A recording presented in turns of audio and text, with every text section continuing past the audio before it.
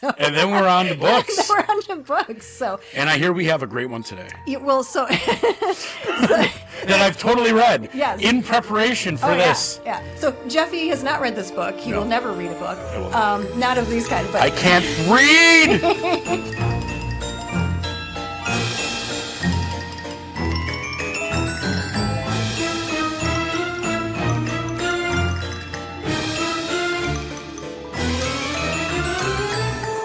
Hey, welcome back to the Spooky Frog Horrifying Book Podcast. I'm Samantha. I run Spooky Frog events, and we've got Jeffy. Hey, Jeffy. Oh. One full Jeffy. One full Jeffy. So that's right. One very full Jeffy. Coming off the celebration of doing a Rocky Horror Picture Show. Oh my gosh, that was so much fun. And then immediately just passing out. Yes. And then waking up, and I just eat. What? I just wanted to eat. I slept sleep. A lot, yeah. And that's never a good combo. And now I just feel like Jabba the Hutt. Like I feel like I am full to the brim. I've with had all the carbs, things. Yeah. I need to refuel. But so for those of you who don't know, Jeffy and I work with Goth Barge, or we are Goth Barge. He is Goth Barge. JJ is also Goth Barge, and some other people too. And now I'm babbling. But we put goths on boats, and we just had an awesome Rocky Horror Picture boat. So we had, 150 people on a boat. And we had the Shadowcast from Milwaukee, Sensual Daydreams. They were doing some awesome performances on the boat. It was a blast. All the outfits were really, really fun. So good. So good. So we danced for, 3 hours or so on the boat.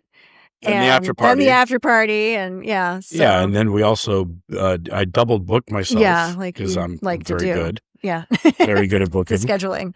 And so we booked our good friend Cindy, DJ Cynthia. I'm so sad I missed that. The day before. And so we did double trouble, but both were basically filled to the brim. Yeah. Like it was a really good turnout for both of those nights, and the after party with Subspace. That was also full. So we had a lot going on. It was a full weekend. And now we are both full because we have eaten everything after all the things. All it's so funny how much, I wouldn't even say that it's so labor intensive. It's just, it makes me draining. Yeah. It makes me so tired mentally that I just want to take in all the things and then rest. Well, we're trying to bring an experience for people. And that means really putting our all into it and putting our hearts into it and really, caring about people's overall experience when they come to these things. And I think that can just be emotionally exhausting after a while.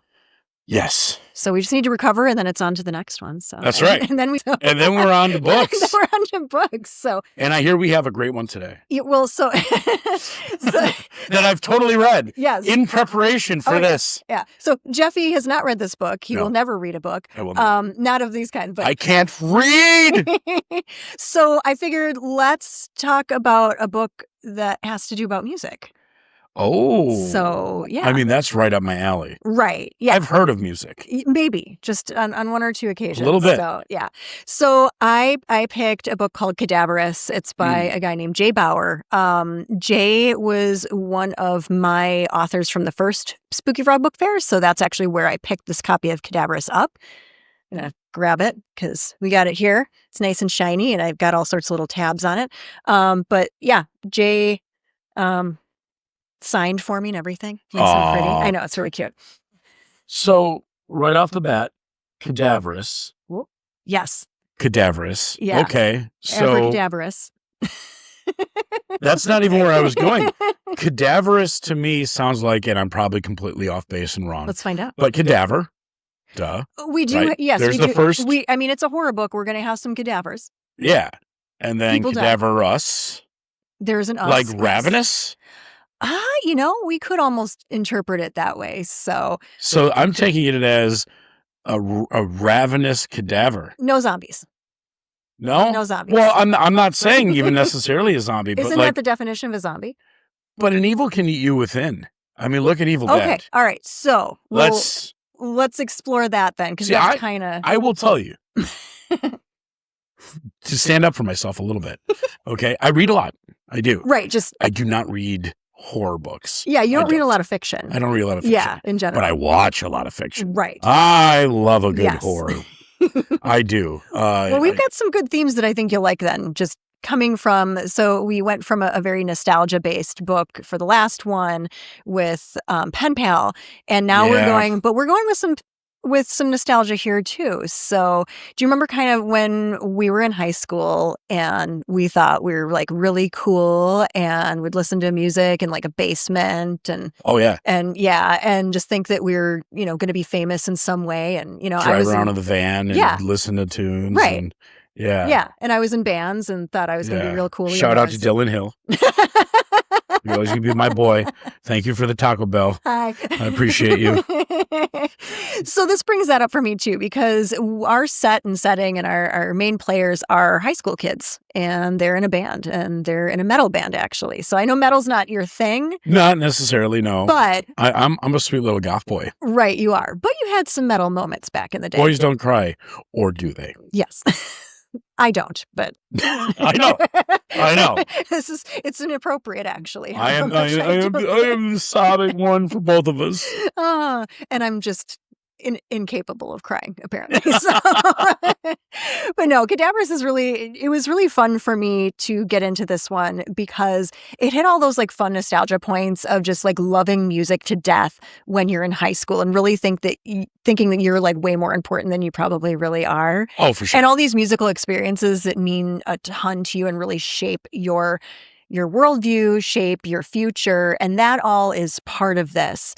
And it's really funny because Jay puts the very first part of this book in an actual concert that he went to in 2017. So it was actually an Ozzy concert. Oh, okay. Where it was during the eclipse in 2017 in, I think, Carbondale, Illinois, because Jay's from Illinois. Okay. And so he was actually there and watched. Is it Illinois? No, I'm just saying that for the pod. Yeah. Yeah, just for the fibs. Yeah. You know what? I see you. We still love our fibs, just not your driving. 10 minutes later. So Jay went to the actual concert during the eclipse in Carbondale. I think it was Carbondale. And Ozzy played Bark at the Moon during the eclipse. And it was really fun for him to write because as I was actually talking to him about doing this podcast, he said that all the band members in this book are actually like loosely based around his friends that were like growing up actually in Cleveland. Oh. So, yeah. What up, Cleveland? Yeah. Going there this weekend. Yeah, I'm going to be postering for the barge. Yeah, we got Cleveland barges too. So we put thrice. We put goths on boats in Cleveland. So nice. We're doing it thrice. Yeah, that's great. That was fantastic. Stretch, but we got there. No, you know what? I really liked doing the Cleveland boat last year. It's something neat about being in a different city, and I was really impressed by Cleveland in general. Just whole little arts district around like the school and the radio station. It was such a beautiful area too. And the lake was great. And I'll tell you, Colleen. Oh my gosh, I love her. She was so welcoming. Yeah. Jacqueline. Mm-hmm. I saw her at Oddities too. Yeah. So, yeah. Yeah. So big shouts out there. Yeah, we like Cleveland. So we'll be up in you more this year. Oh. It's like that. Yeah. Yeah, and Akron and what is it, Columbus, and there's all of you folks that are kind of in that area. Hell yeah, come on out. Oh yeah, yeah. Yeah. There's also, I think there's a capybara petting zoo that I want to go to on the way back from one of them. My favorite whole piece of the trip you missed by 10 minutes. I know. There is, if you're ever in Cleveland, there is a gentleman by the name of Tim. I don't remember his last name. And sorry, Tim. I will tell you, he built the full front of his house. You can look it up on what do they call that? It's the internet. Map. Sure, but Google Maps. No, it's the place Atlas Obscura. Oh, okay, yeah. You can go on Atlas Obscura and you can find Tim, and Tim does monster trucks, custom monster trucks. And he gave us a full tour of his facility. He gives a full tour of the trucks. He's building like a little like den in the back of this thing. I want to see that. But there's like a giant monster truck thing. I'm not into monster trucks. I think monster trucks are fun. Yeah, I'm the least dude dude that ever duded. But I also liked Hot Wheels when I was a kid, and that's what he said he was building these things about. Oh, big Hot Wheels. Big Hot Wheels, and he made them himself. And I'll tell you, these things are big, metal, dangerous things that move. I like big metal and dangerous. Fire, the whole 9 yards. I mean, if you're down there, do it.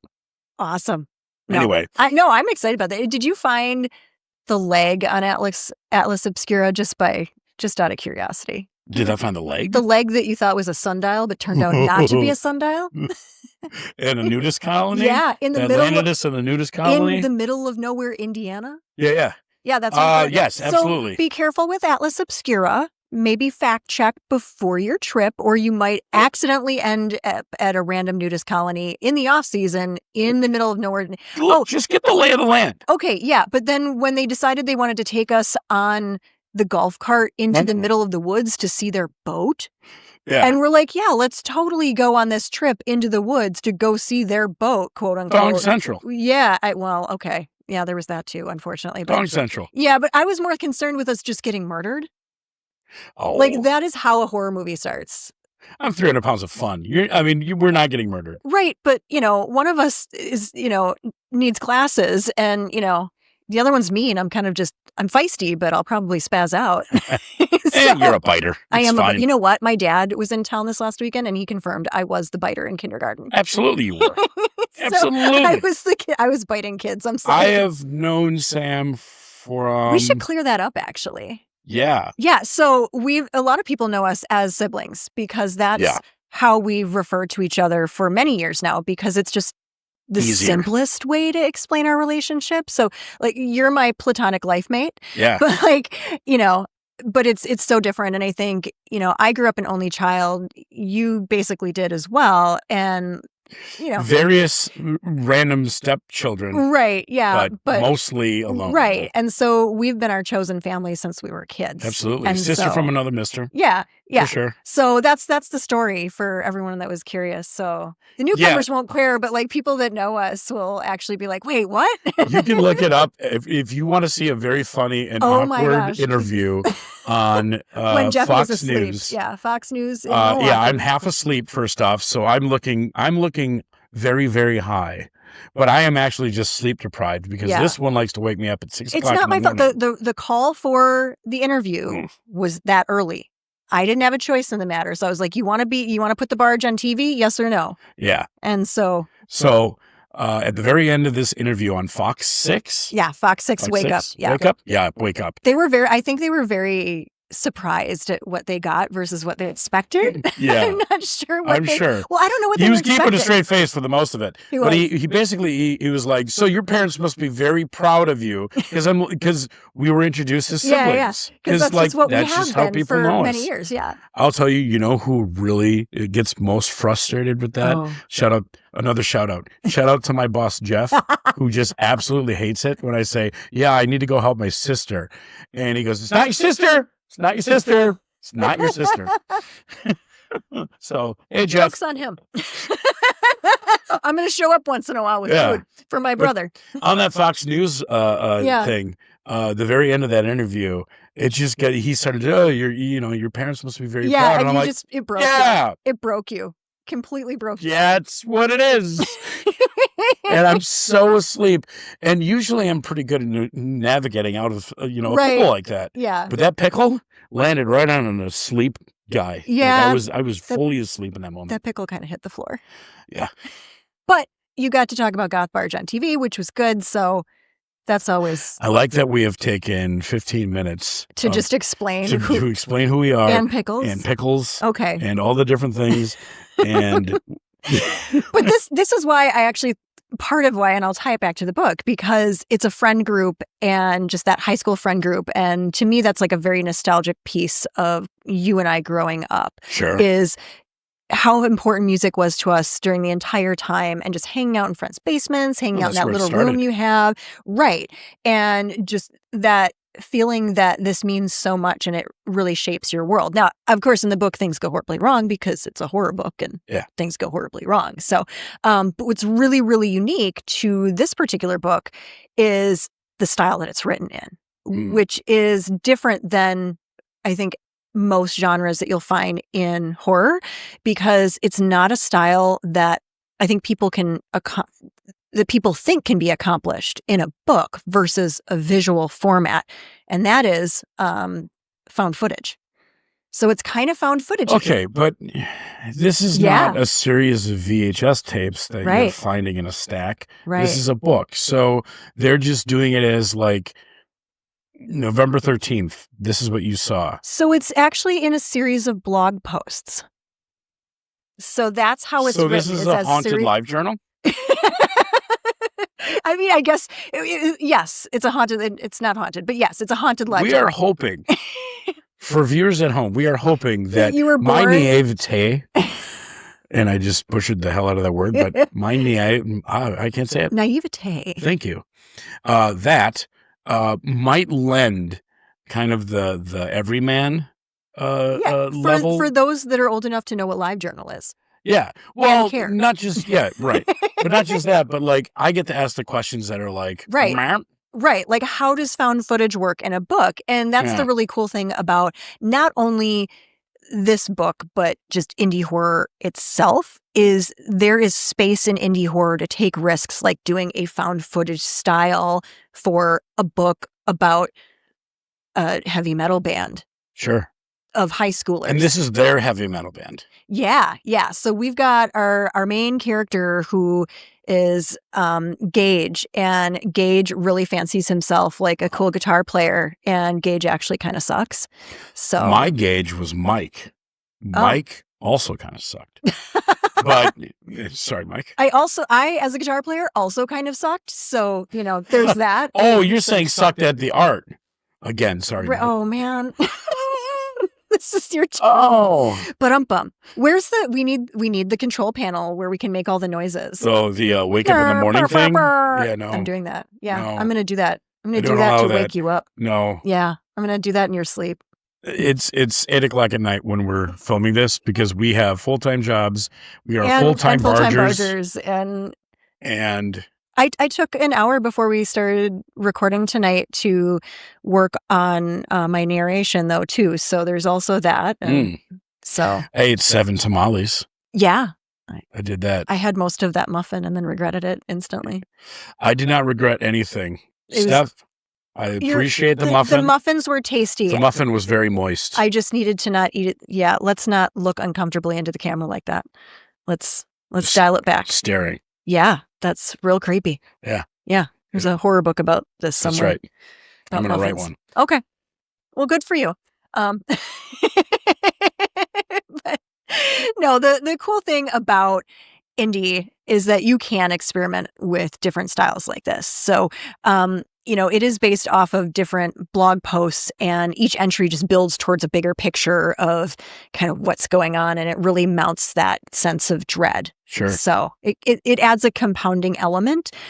There's also some cool stuff and like some little Easter eggs at the very end for people who purchase the book too. So I definitely encourage people to actually purchase the book from Jay. And there's some little goodies at the end with some QR codes too, which is fun. Oh, interesting. Yeah. So you can go to probably an actual website. There's some cool stuff. There's some cool stuff. So you don't want to ruin it? No, I'm not going to ruin it. All right, fair enough. Yeah. So it's a blog. So that means it's kind of in order. You're not Tarantinoing this thing where you're going back and forth. Right. The last book we did go back and forth a little bit. Place, right? Yeah, so where it's memories. This is pretty straightforward and very linear as far as the storytelling. So a very different style that way. All right. So, yeah. Which is cool, because then the story just builds and builds and builds, and you're kind of taken to some climaxes, which is really fun. So, yeah, we got good stuff going on here. Cool. Yeah, we're fun. So, the other cool thing about this book is that we got a demon. I like demons. We got a demon. And what? Pray tell, is it giving away too much to talk about? Is this a digital demon? No. Is this a virus demon? It's not a virus demon, but he does come out of some research that kind of starts on the internet. And then there's books involved too. So we've got kind of a fairly traditional demon in that sense. Sure. But we've got a guitar playing demon. But not like the demon itself doesn't. So Gaige really is not a great guitar player. He's actually about to get kicked out of his childhood band of like his teenage friends, like hanging Sure. out in their garage, right? And he needs to find a demon to actually make himself not be a crappy guitar player. So we're getting extra notes here. See, Yeah, we're that's the getting demon. pinged. It's the demon. So Gaige finds a demon in order to make himself a better guitar player. And that is the basis for all of the action that happens in this book, which is, it's really, really fun too. Cause, you know, you've got his girlfriend who's actually super supportive of like him and some of this demon stuff, which she doesn't really know about at first. So. Now wait, are we talking demon stuff or occult? No, he's a straight up demon, but he has to summon him. No, I get it. I get it. But like, so when he's on these blogs, is he looking up the occult, or is he looking up specifically a demon, or what's happening? Give me some context. Yeah, Just a so he hair of just goes context. looking up things, and he sees references to something similar that demon. Yes, Specific exactly. demon of Correct. this realm of Yes. the gates of something. He doesn't ever really know exactly the structure of Right. the demon world. He's so focused on just what he can personally gain. So Gaige is an unreliable narrator. So it's all focused on what he can gain off of this. It's not as much into like the lore out of the demon itself. Because you're coming Get a little bit of it. But. You're coming from the vantage point of a very young, he's a teenager. very young protagonist that's just out to find fame. Yep, that's money and- literally all he wants. And Wants to be famous. yeah, Wants to be cool. wants to be super cool. Yeah. So he's willing to do whatever it takes to get there. Yeah, and it's really And he's cutting corners. Oh yeah, absolutely. Sure. Because he's just not very good. So Right. But the cool thing is that it actually moves into some really, really cool scenes where you get like, you know, your initial, hey, we're going to play a, you know, like a talent show, and then we're going to play a couple gigs, and kind of like how we've had to do different smaller things with the barge or with your DJing, you know, just to get somewhere better. And so you get to see that progression, but things spiral very quickly out of control and they get demony. Demony. Public demony. Oh. Public demony. So does the demon join the band? The demon is part of Gaige. Okay. So he's not like a separate dude who hangs out. So he's like a host? Yes. Okay. Yeah. So we're talking demon possession. Yeah. Okay. But like purposeful, like, hey, I am inviting you. But Gaige does have to do certain things in order to keep this demon happy. So on the spooky meter, are we in Monster Ball, or are we in I don't know, what would the opposite of that, Hellraiser? Oh, you know, where are we? I guess we could be in between those in a or way. Exorcist, you know what I mean? I guess Yeah. you know what I mean? Like, so in the pentagram that is demons, right? Where do we land? We're kind of in the midst of all those because it doesn't adhere to any one demon strategy, right? So I guess I'm more asking: is it campy, or is it like? It's not really campy, no. So it's Clive Barkery. It's more Barkery for sure. Okay, absolutely, all right. Yes. I'm trying to pick up the vibe here, and I like that about it too. But it also, you know, it doesn't take itself too seriously, but it's a straight up like Barker-esque demon story. Because when you explain it, when you just put it on a piece of paper, here's my piece of paper, and it's like, hey, I've got this live journal where this kid finds this demon, and he's talking about being possessed, and he's going to be in a band, and he's a tween. I think very much like, you know, Werewolf has nards. No. You know what I mean? Like, but we're going to get to a story in a future episode very soon that there is werewolf nards. So, sure. Yeah. Well, I'm very into the werewolf nards. Don't mark me down as a non-werewolf mart. We're gonna get to some werewolf dawn. Okay. Straight up dawn. Straight up werewolf dawn. Dawn. Okay. Yeah. Fair. Yeah, we're gonna get to that. That's gonna be probably one of your favorites, I think. Yeah. not that specific. You're gonna love the werewolf dawn. No, because Jeffy. we're gonna that book is a kind of parody on all of like your traditional 80s schlock horror novels. Sure. And you're just going to have a blast with I love that. Yeah, specifically a blast. I love all realms of horror, but I especially cling to like the Freddy Krueger is my number one guy. Then you go right into Ash. Oh yeah, Ash. That Evil one Dead, definitely goes more Army of Darkness than it does Evil Dead for sure. because it's just fun. Yeah. It's just for funsies. So I like a good camp. Yeah, but this one isn't camp, and that's why I thought this would be a good transition from, we're still getting some of the nostalgia, we're still getting some cool music in there. Sure. Later down the road, there's some other music books that we'll go over too. So is there a playlist that comes along with this? So are there tracks like intermingled? Like, am I getting the vibe of the story through music at all? Not in the book, but Jay actually does have a playlist for this. Okay.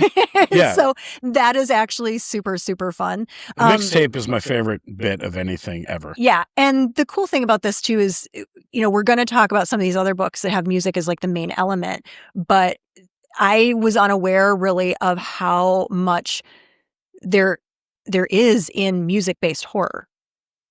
Like, I was not aware that there was like a whole separate subgenre that was music-based horror, which I think is really cool. After talking to you about all of these books, I think there's a subgenre of amongst a subgenre amongst a subgenre of everything of this. And that's really exciting. That's what I love about horror is it's like, I picture it as like this big warm blanket that just envelops so many different areas and avenues and genres where you can have horror touch so many different pieces. It's got its little tentacles in just about everything. And I love picking something up and learning about a whole nother new subgenre that I had never thought of before. And then just finding other books that match up with that too. So like there's, we're going to go over one that has punk rock horror with This Band Will Save Your Life. That one's Willis Adler. He was at one of my book fairs too. There's a Atomic Love by Jesse Rose. That one has like an 80s metal kind of scene to it in Los Angeles. Like that was the one she was talking about on TV. Yep. We've got, it's not indie, but My Best Friend's Exorcism. That one's a classic Grady Hendrix. They made a Netflix movie out of it that was okay. But that one's literally like, the 80s soundtrack in there is essential to the storyline itself, which is really fun.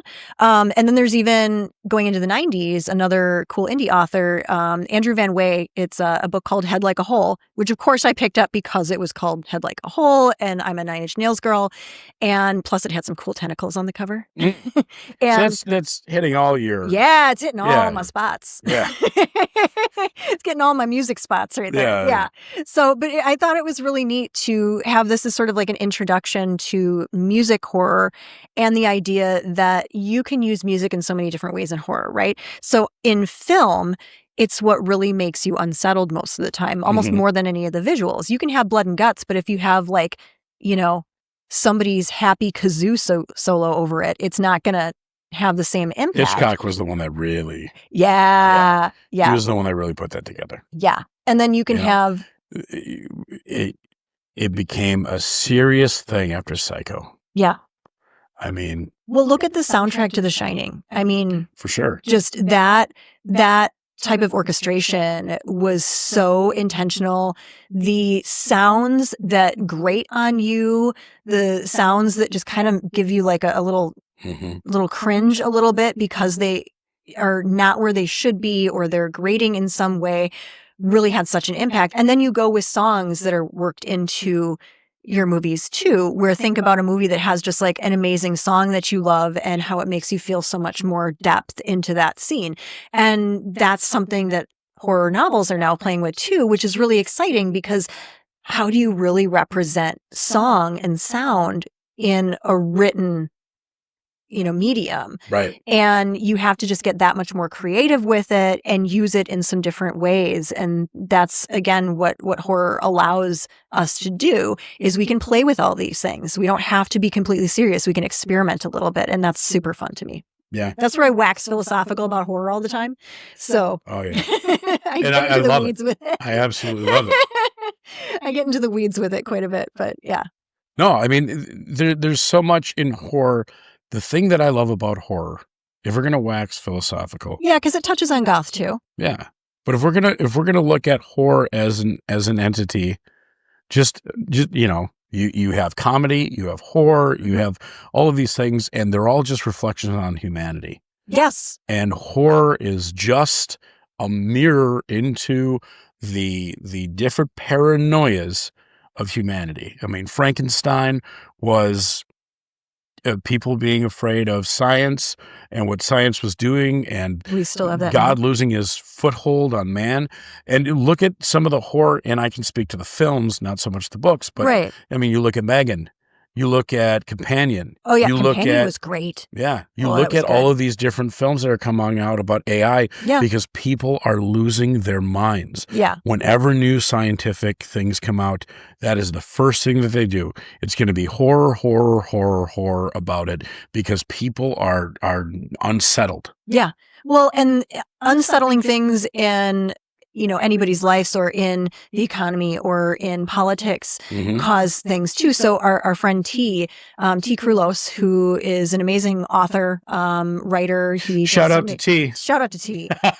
He also runs the Milwaukee Crap This is Attack. just the shout out show. This is the shout out show. But T actually did a little zine last year. I don't know if you have a copy, but I do. And it's called Political Monsters. And it is about how politics actually shape what is going to be popular in horror. So, oh, sure. So he actually had some predictions on like what horror would be coming up. And then, what previous administrations had kind of like pushed into horror as well. So, so far, I don't know that, well, with the exception of one movie coming out this year, I don't know that his prediction has come true yet, but we'll see. So he was calling for clown horror. Clown horror? Clown horror. And I know there is one movie coming out this year. It's called Clown in a Cornfield. That is based off of an indie horror novel. Well, isn't that already answered because the Terrifier films are like one of the most popular? What? Okay. You know what? Yeah. It's already there. I guess you could. How is that really a prediction? Because we're there. And then also the other top grossing film he said was more. It. Okay. Well, yeah. We're there. He predicted that clowns were going to be big in the future too. So. Well, but this is when I talked to him last year. Big. You can take that up with T. I'm going to take T. Jeffy's we're going to the table. So you're going to be on this podcast. We're going to be talking. Yeah, yeah. We should have T on actually. Yeah, that would be really exciting. I wonder when he actually wrote that because publishing and writing. Oh well, there's I don't a know. gap. I don't know. I talked to him about it last year when he published it. Sure. So, but I'll bring it on the show. Fascinating. We'll chat about it. Yeah. So. And then you can yell at T to his face. Bring T in here. Bring T to me. Yeah, and then you can say this to his face. Head. So, but then that brings up a point, though. Once we get our stuff together, we're going to have some of these authors on here. Oh, absolutely. So that they can talk to us. I know Jay said he'd be a part of it. A couple of our other authors said that they would be happy to be a part of it too. The Werewolf Dong one, he definitely said that he would be interested. So, of course. Our first interview is going to be Werewolf Dong. I mean, it could be. Yeah, just speak right into the microphone. Yeah. Just get way in there. Yeah. Get real close to it. Yeah. I mean, we have very humble beginnings right now. We're talking into the camera is literally my cell phone. Yeah. The microphones are ones that we bought off of Amazon, and we're just not using shout out to Amazon. Yeah, no shout out to Amazon. No shout out to Amazon. We're using the OBS software because we're not quite sure what we're doing yet. If they want to sponsor us, they can. Yeah, if anyone would like to sponsor, yes, we I am a corporate whore, and how? Yes. Yeah. I think it's funny because, and I think indie authors will appreciate this, is that I don't think people a lot of times understand how humble beginnings can be and how much time, effort, and money it really takes to do even the simplest of things, especially nowadays. You need so much in terms of technology. You need to already have, certain internet, and even just buying all these books. Like I buy these books. So far, I've gotten some books for free, but when we went to Slay the Lake, which was a great LGBTQIA plus horror book event that was in Kenosha at an awesome bar called The Final Girl, which shout out to Final Girl. Yeah. We're going to be doing events there shortly. Oh, yeah. They're amazing. We're going to do a Halloween there. Oh, it's so cool. It's going to be great. It's going to be fantastic. But I picked up, I think I've spent probably like $200 some just on buying books from that, just because I wanted to talk about those are happy dollars. Oh, of course they're happy dollars. They're super happy dollars because they're going in the hands of the people that you really want to support. Oh, yeah. And the whole reason that we're doing this and spending the money and spending the time, and even the reason that you started this entire Spooky Frog Book Fair. The entire reason that this exists is because of these artists and supporting them and, really appreciating them. And I am truly only here. Horror books as a are not vehicle my for thing. dips. As a vehicle for dips. I am truly only here because the passion that I see my sister from another mister having for these types of things just drives me. These people are incredible, and it takes so much to get them off the ground, and writing is really hard, which is why I don't do it. Did I tell you the cool thing? So the next Spooky Frog Book Fair is this fall, October 18th, 2025. So if anybody listens to this 3 years from now, not talking about whatever year you happen to be in, but I had put on my questionnaire for my authors that are applying to be in that book fair, if they would be willing to either donate some of their table space or some funds towards a table fee for an up-and-coming author, because there's authors that might only have like one book out. Right. They don't need a whole table. Or maybe, just they spent all their money on publishing, and because publishing's expensive, maybe they're self-published. And they, the table fee is a barrier to them applying. So now there's a little bit of a fund. And there's some authors that said that they would be happy to share some of their table space with up-and-coming authors. So I put that out today on the socials just to say, hey, if you were holding back applying because of this, just apply. Apply. We believe in what you're doing, and even if it is Monster Dongs, let's have some fun. Let's try. Sounds like some socialist bullshit. Sam. Of course it is. It absolutely is socialist bullshit, and you're just refinancing the poor, and that's just not right. They should just pick themselves up from their bootstraps and hang themselves with them, right? Did you want some more margarine with that boot? Did you want to get it way down in there? Yeah. Really, really deep down in there? Okay. Yeah. All right. Just That's making sure why I you always ask tasted for it. extra margarine. Yeah. Okay. It does make the boot go down a lot easier. Yeah, it does. Yeah. Yeah. So that was our socialist rant of the day. So just in case you weren't sure where the podcast leaned on the political meter. Yeah. Well, there it is. Yeah, there it is. Please send all of your hate mail to us. Actually, you know what? Yes, because I will bottle your tears. I am going to read it. I will slowly on the drink podcast and make fun of you. Yes. Like if you actually take time out of your day to, not a legitimate complaint. If you have a legitimate complaint, tell us that poor people are bad. Right. If you have a legitimate complaint and you want to tell us about it and give us some options for improving, because I fully believe in a complaint vector, which is, hey, you were bad at this, but here's how I think you could fix it. Yeah, for sure. That I'm fine with. But if you decide to just send hate mail or like some kind of crazy, you liberals kind of thing, then I'm going to read it on air and we're going to make fun of you. Yes. So don't do that. Oh. or do. Like, I'll be amused. Yeah, someone will be amused. Not you, but we'll just troll you. But other than that, but other things that we can have sent to us, I definitely would love to get some recommendations on what people want to hear about as far as what books.